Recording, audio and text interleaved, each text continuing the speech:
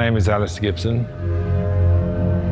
I used to be an F1 engineer, and now I'm a sculptor.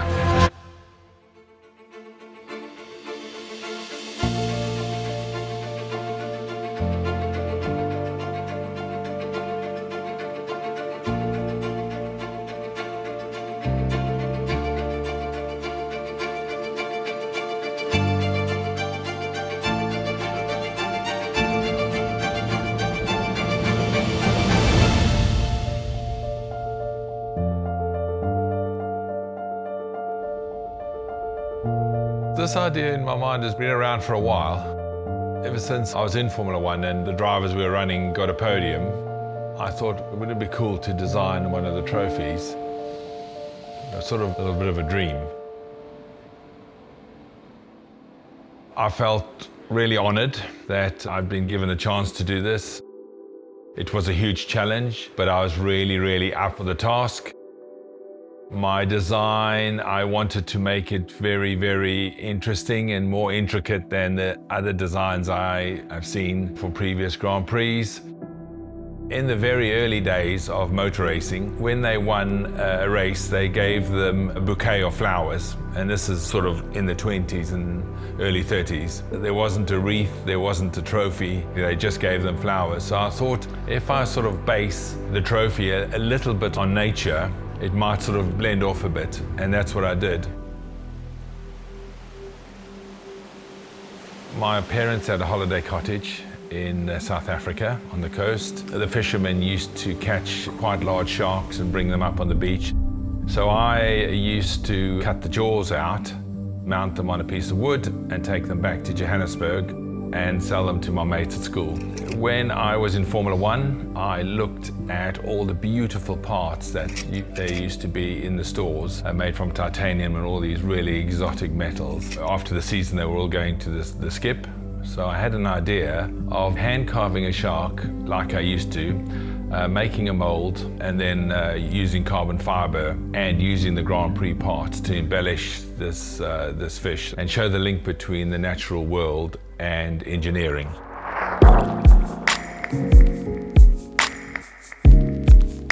Everyone in the studio has helped me. We have 5 people in my carbon art studio. The flaps of the Grand Prix car that are sort of like the leaves that come around the flower. The turbocharger impeller is the center of the flower. So once I had sort of an idea like that in my mind, I thought the best thing would be to do a 3D printed version of that. And this really helped me massively to actually, first of all, check out the size, see the proportions, and calculate the weight. My sculptures are mostly objects or animals you find in the natural world. And I like to look at how we're going to look after these animals, or how we're going to look after our planet in the future. And you've got to start somewhere. Using aluminium, which is a very sustainable material and a very reusable material, people appreciate good engineering. And if we can do good engineering plus look after the planet, then it's got to be a way forward.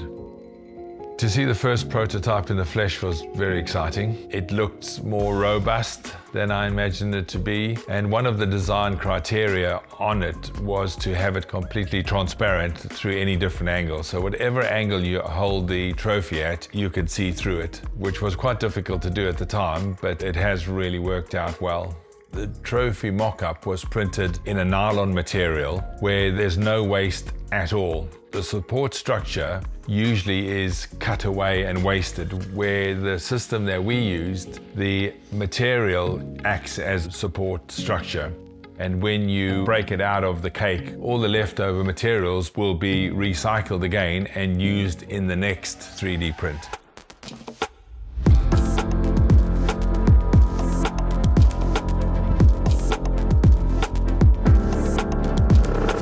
Working with the Digital Manufacturing Centre is great. Silverstone and this area, it's the greatest place to be. There are so many talented businesses around here who have so many good ideas and such good machinery, and it's just an amazing place to work. DMC are a great bunch of people, really helped me with a lot of my previous projects that I thought were probably impossible to do. and they've always come with their intelligent way of looking at engineering, being able to help me out. Using parts that have been on a Grand Prix car are really cool. Initially, when I worked for Benetton and I walked into the stores at the end of the season, they were about to chuck all these beautiful bits of titanium and Inconel and Malaysian 3000 steels and all of that away, and I held them in my hands. Mostly I wanted to try and show my dad. He was a race car mechanic in the 60s, and when I took a couple of those bits home to South Africa to show him, he was absolutely amazed how far the whole Formula One engineering had gone. When I was doing the trophy, I thought I want to try and put as many parts that I've actually been on a Grand Prix car and raced on a Grand Prix car into the trophy. And I think it's a good feeling for reusing stuff and sustainability, and hopefully the drivers and the teams that get these trophies will actually look at it and get the whole bigger picture of the Silverstone heritage with the names on it, the front wing flaps, the disc bells, and the turbocharger impeller, and say, oh wow, you know, this has really had some thought being put into it. You know, it's very important to look at the heritage, and if you look at the drivers who have won it, and if you look at the teams who have won it, and you look at the second and third place people, there's no significant driver left out. I decided to put the names of the drivers first, second and third on the first, second and third trophies, and the constructors on the constructors trophy. The challenges created by Formula One, the biggest thing is they want you to be free to do what you want to do. However, the winners and the constructors can't be taller than 650 millimeters. The second and third have to be 100 millimeters lower, and it can't weigh more than 5 kilograms.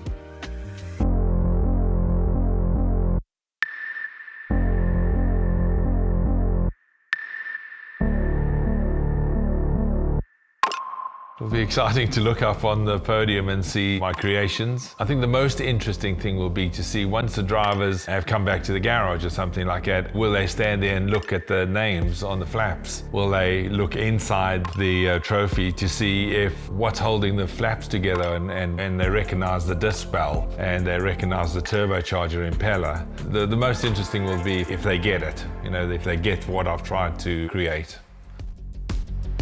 This is the first one, which is the Constructors Trophy. So I'll pull this off and then realistically give me your honest feedback. So, yeah.